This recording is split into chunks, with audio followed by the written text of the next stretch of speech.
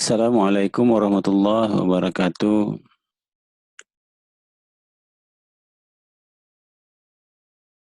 Salam sejahtera buat kita semua.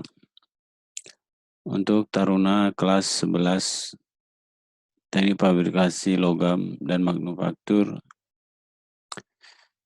Mudah-mudahan kita semua dalam lindungan Allah Subhanahu wa taala. Untuk itu sebelum saya memberikan materi tentang teknik permesinan konvensional, marilah kita berdoa. Mudah-mudahan kegiatan pembelajaran daring ini diridhoi Allah Subhanahu wa taala. Doa mulai.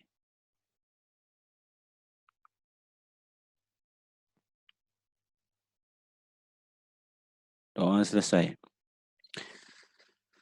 Anak-anak sekalian, dimanapun berada, dalam kesempatan ini kita akan membahas tentang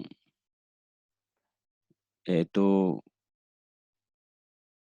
mata pahat dalam proses pembubutan.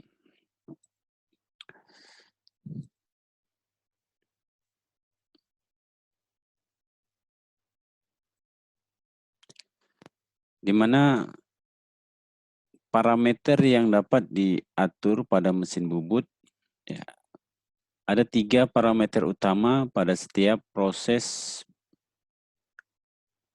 mesin bubut. Ya, adalah kecepatan spindle, kemudian gerak makan atau feed, dan kedalaman potong atau depth of cut. Faktor yang lain seperti bahan, benda kerja, dan jenis pahat sebenarnya juga memiliki pengaruh yang cukup besar. Tetapi 3 parameter ini itulah yang harus dapat diatur oleh operator langsung. Ya, tentunya operator mesin bubut.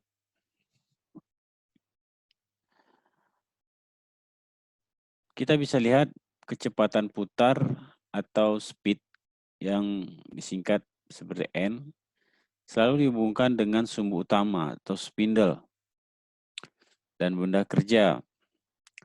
Kecepatan putar dinotasikan sebagai putaran per menit atau rotation per minute RPM.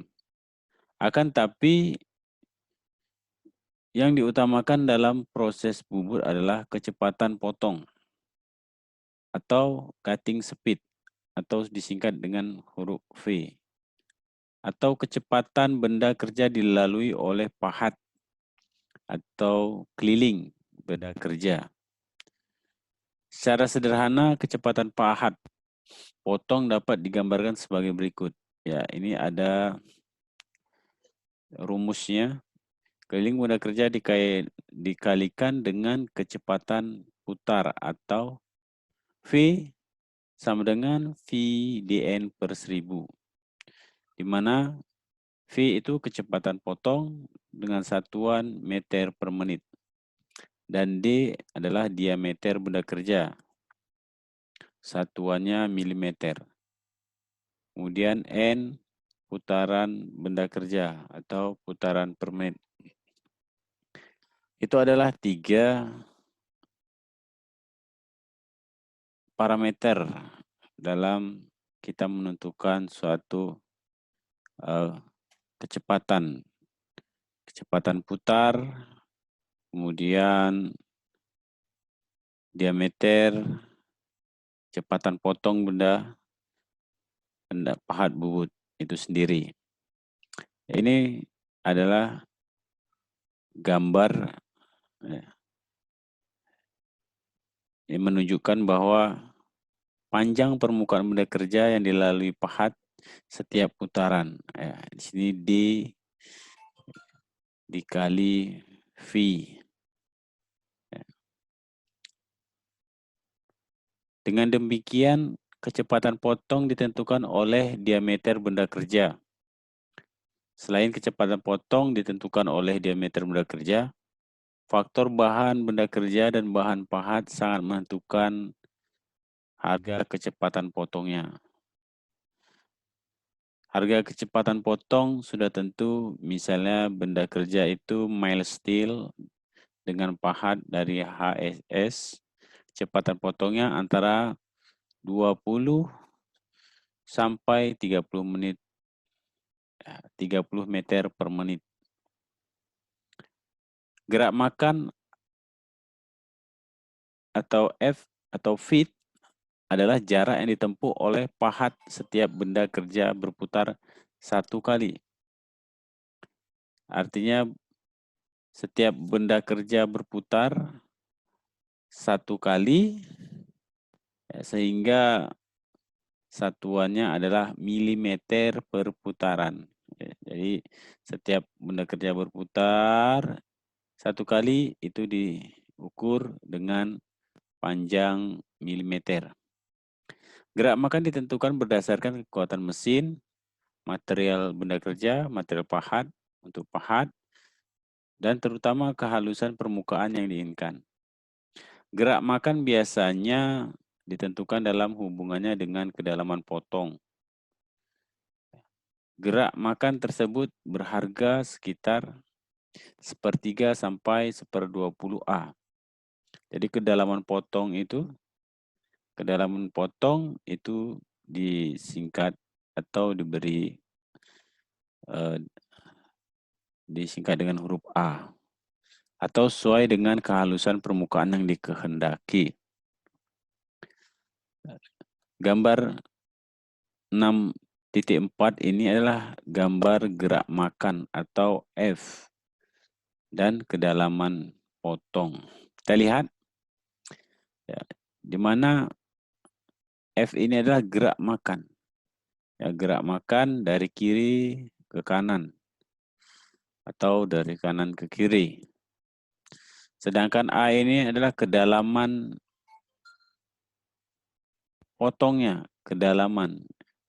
Ya, jadi berapa mili yang harus digerakkan mata pahat? Berapa mili? Nah, ini adalah A. Kemudian F itu adalah gerak makannya. Ya, arah ke kiri. Ya, berapa jaraknya yang ditempuh.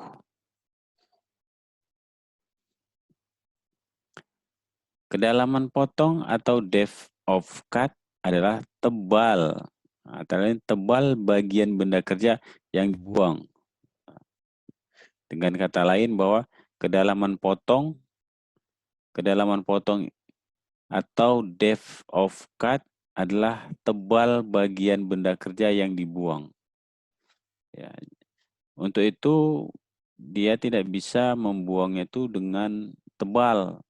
Sekali makan 5 mili atau 6 mili atau 10 mili. Itu tergantung daripada mesin bubutnya. Jadi dengan untuk memotong benda kerja itu A-nya biasa ya 3 mili, ya, itu sudah tebal sekali, ya, 2 mili.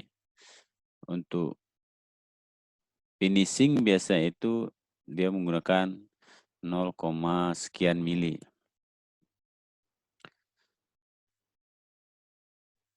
Ketika pahat memotong sedalam A, maka diameter benda kerja akan berkurang 2A. Kenapa demikian? Ya, karena diameter itu kan bulat. Jadi kita lihat di sini, ketika pahat bubut, ini umpama seperti pahat, kemudian diletakkan di sini, ditekan kedalamannya 1 mili. Ketika bahan ini diputar, maka yang hilang itu adalah 2 mili. Karena sebelah sini 1 mili, sebelah sini 1 mili. Maka yang hilang, ya kalau di dalam ukuran berarti dia 2 mili. Kalau kita nambah mata potongnya itu 1 mili, maka dia akan berkurang 2 mili. Karena bagian permukaan benda kerja yang dipotong adalah 2 sisi, ya, akibat dari benda kerja yang berputar. Pada mesin bubut juga dapat dilakukan proses pemesinan yang lain, yaitu bubut dalam, internal turning, proses pembubutan lubang dengan mata bor, drilling, kemudian proses pembesaran lubang atau boring, pembuatan ulir, thread cutting, dan pembuatan alur grooving atau Vartigov. Proses tersebut dilakukan di mesin bubut dengan bantuan tambahan peralatan lainnya agar proses pemesinan bisa dilakukan dengan baik. Taruna sekalian, ini adalah proses permesinan yang dilakukan pada mesin bubut. Ini contohnya yang pertama, kita pembubutan pinggul, champering. Kita lihat, ini chamfer, artinya membuang sudut ketajaman benda kerja. Ya, sudutnya biasa 45 derajat. Kemudian yang kedua, pembuatan alur. Nah, ini pembuatan alur. Kemudian yang ketiga, pembuatan ulir. Ini pembuatan ulir atau pembuatan drat. Ulir di sini kalau ulir dalam pembuatan bisa ulir segi 4, ulir cacing, kemudian ulir segitiga. Pada gambar ini itu tunjukkan ada ulir segitiga. Selanjutnya pembubutan lubang atau boring, itu melebarkan lubang. Ini pada gambar D. Jadi lubang yang pertama itu adalah dibor menggunakan mata bor, kemudian dibesarkan menggunakan pahat bubut, yaitu pahat dalam.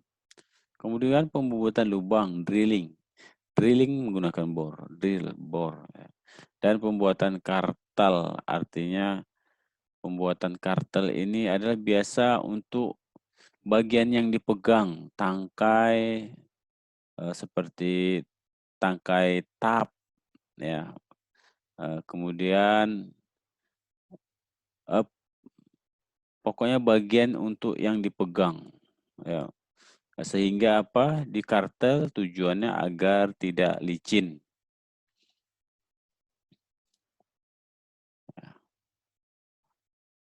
Untuk taruna sekalian, itu tiga parameter tentang pahat bubut yang harus kita ketahui. Ya, 3 parameter utama itu perlu kita ketahui dengan rumus-rumusnya harus kita pahami. Karena apa? Karena ketika kita ingin bubut, maka kita harus mencari ukuran berapa kecepatan yang harus kita buat sekiranya kita membubut benda dengan diameter sekian. Berapa kecepatan yang harus kita buat atau kita setel. Oleh karena itu kita harus paham bagaimana mencari kecepatan potong, kemudian putaran benda kerja. Itu taruna-taruni sekalian, mungkin untuk pelajaran parameter pahat bubut ini cukup sekian. Mungkin untuk video selanjutnya bisa kita menyaksikan, akan saya unggah, yaitu tentang geometri pahat bubut. Mungkin untuk kegiatan 3 parameter pahat bubut itu sudah selesai. Seandainya ada pertanyaan atau ada yang ingin ditanyakan, silakan masuk menggunakan melalui WhatsApp atau nanti video ini di menu komen. Mungkin itu saja untuk kegiatan video kali ini. Pastikan tunggu video-video berikutnya tentang teknik permesinan konvensional. Mungkin itu saja dari saya untuk pelajaran hari ini. Saya akhiri. Wassalamualaikum warahmatullahi wabarakatuh.